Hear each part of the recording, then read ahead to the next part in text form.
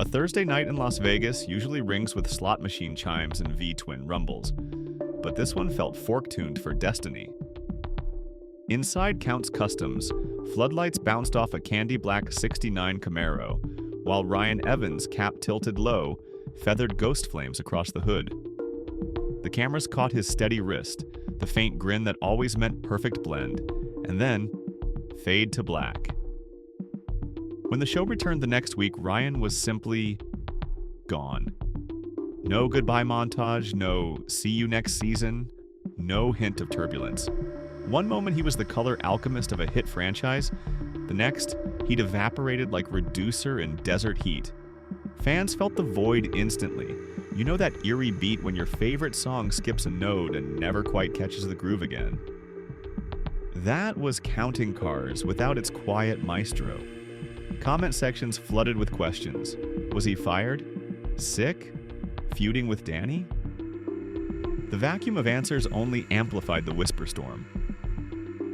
Yet behind the viral theories lies a story less sensational but infinitely more human.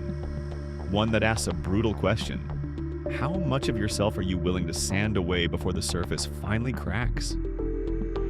Ryan's journey began hundreds of miles from neon glitz, doodling hot rods on the margins of homework sheets in a modest Los Angeles suburb. Paint fumes were his first perfume, scrapyard panels his early canvases. By the time he hit Vegas, local car meets spoke his name like folklore, the kid who could make steel look like liquid. When Danny the Count Coker scouted talent for a new History Channel spinoff, Ryan's reputation landed him in the spray booth that would double as a stage.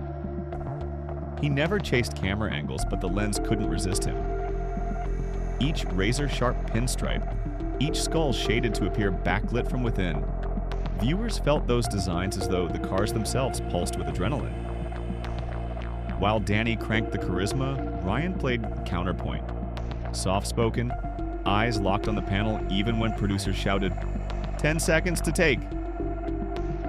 His one-liners landed quick and dry, but art was the language he spoke fluently. Early seasons indulged that dialect. Projects stretched for weeks, allowing lacquer to cure and inspiration to simmer. Viewers watched the dance of patience and precision, learning that a perfect flame job isn't sprayed. It's coaxed, layer upon whispered layer.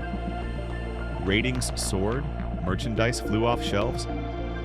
Ryan Designed became a selling point. Ironically, that success planted the seeds of fracture. Television thrives on escalation. Bigger reveals, tighter deadlines, flashier turnarounds, because adrenaline sells. Soon the build calendars shrank from weeks to days. Episodes needed cliffhangers and instant payoffs. Drying racks became traffic jams. Overnight shifts blurred into caffeine-frayed dawns. Imagine pouring your heart into a masterpiece only to hear, "We wrap Friday at 5. Cameras booked on another shoot." For a craftsman, that's theft by stopwatch.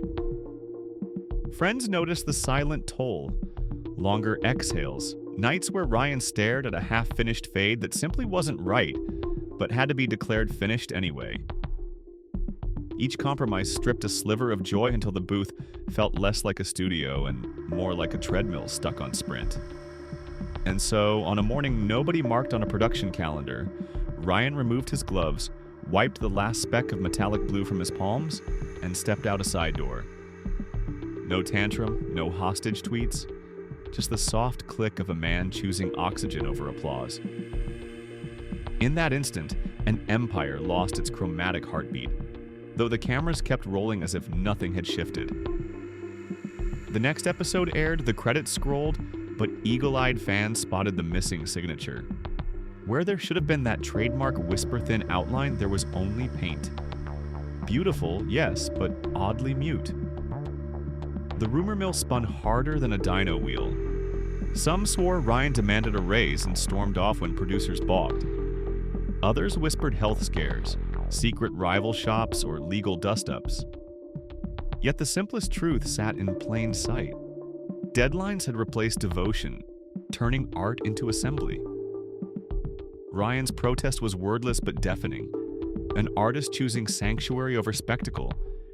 In a culture that equates visibility with value, his disappearance felt tragic. But was it? Or was it the bravest kind of self-rescue? These days, if you hunt for Ryan, skip the glossy conventions and camera-ready unveilings. Instead, cruise the side streets of Vegas on a Saturday morning. You might catch him in a humble garage, mentoring a teenager on reducer ratios, or studying the way desert sunlight refracts off fresh clear coat. Occasionally, an Instagram post emerges. A pearl-white tank glimmering like moonstone. A chopper fender so glassy it mirrors the sky. No hashtags, no sponsorships, just pure craft.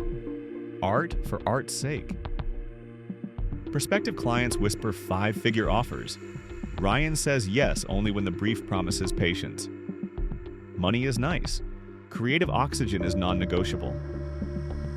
Does he rule out television forever? Not exactly. He's unlocked the door but hung a sign that reads, "Quality first, no exceptions." If a network ever offers timelines that respect the brush, he might stride back under the Klieg lights. Until then, he'll keep his own hours, letting inspiration whisper instead of production assistants yell. And what of counting cars? The show barrels on, engines roaring, episodes trending. But longtime viewers detect that missing resonance. It's the difference between a solo played live and one looped on a synthesizer. Technically correct, emotionally diluted. Every rerun where Ryan shades a skull's eye socket locks his legacy deeper into pop culture muscle memory. Every young pinstriper who tapes a flame lick and mutters, "Make Evans proud," extends his reach farther than syndication ever could. In the end, Ryan's story tests our definition of tragedy. Is it tragic to abandon a glittering stage, or heroic to refuse the spotlight when it blinds your vision?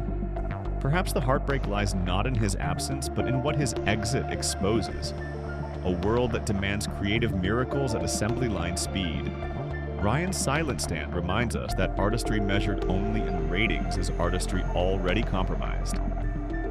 So, where do you land? Drop your take below.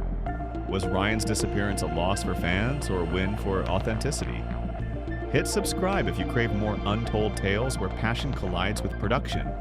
And share this video with anyone who's ever felt the grind threaten their gift. Until next time, keep your wheels spinning and your standards higher than the hype, because the most powerful engines aren't hidden under hoods. They're beating inside the artists who refuse to idle their souls.